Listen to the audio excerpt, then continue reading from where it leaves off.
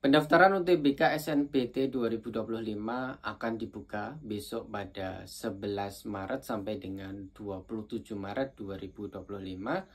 Bagi teman-teman pendaftar KIP kuliah, kita ingin sampaikan beberapa poin yang harus teman-teman ketahui sebagai salah satu strategi dan juga sebagai pengingat agar kalian mendaftar KIP kuliah dengan benar di jalur seleksi SNBT.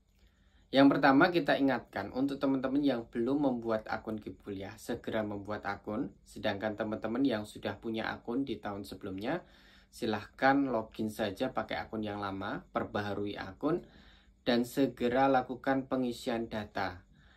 Bagi teman-teman gap year, isian datanya harus yang terbaru, SKTM yang terbaru, foto yang terbaru, dan semua harus menggunakan data yang terbaru. Data lama tidak berlaku. Contohnya SKTM itu berlakunya hanya 3 bulan, sehingga tidak boleh pakai SKTM di tahun 2024. Setelah melakukan pengisian data, maka tahap selanjutnya adalah sinkronisasi.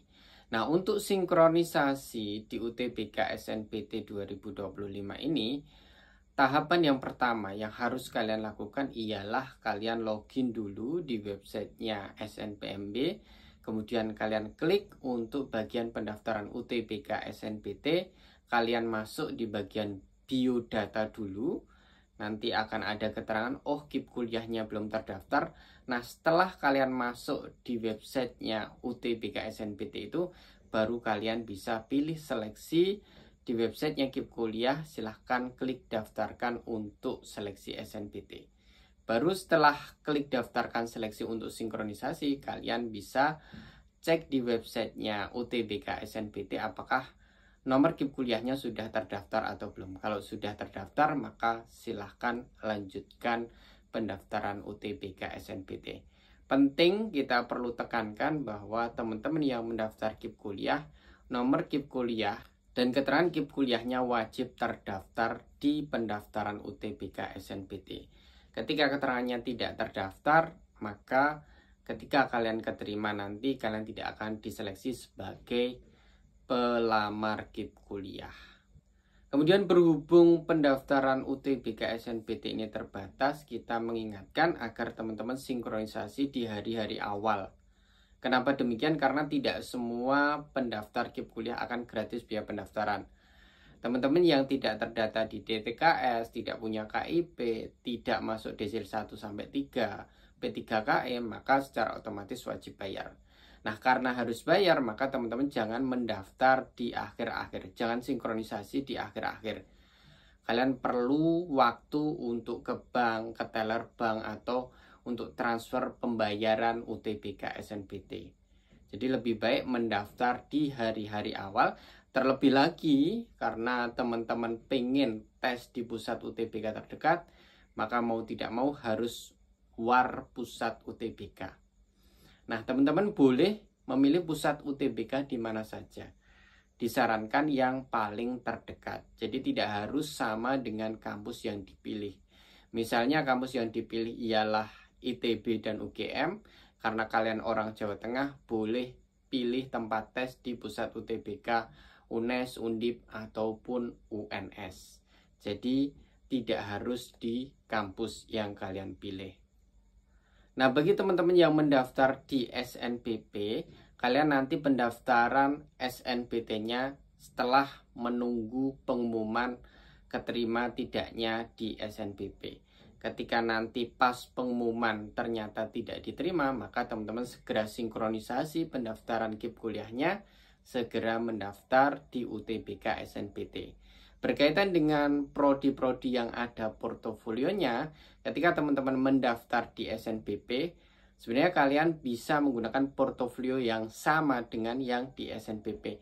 Tetapi berdasarkan statement dari panitia SNPMB berkaitan dengan poin atau pembobotan UTBK SNBT, di mana portofolio kurang lebih 50% dan skor UTBK 50%, maka ketika teman-teman nggak keterima di SNBP, kita sarankan kalian bikin portofolio baru yang lebih bagus. Nah, sambil menunggu hasil SNBP, alangkah baiknya kalian juga mempersiapkan portofolio untuk pendaftaran SNBT.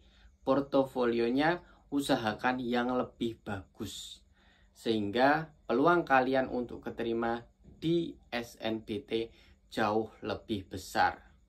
Selanjutnya, sebagaimana kita tekankan di pendaftaran SNBP, teman-teman yang mendaftar KIP kuliah di Kemdikti-Saintek, yang mendaftar online di websitenya KIP kuliah Kemdikti-Saintek, tidak boleh memilih UIN.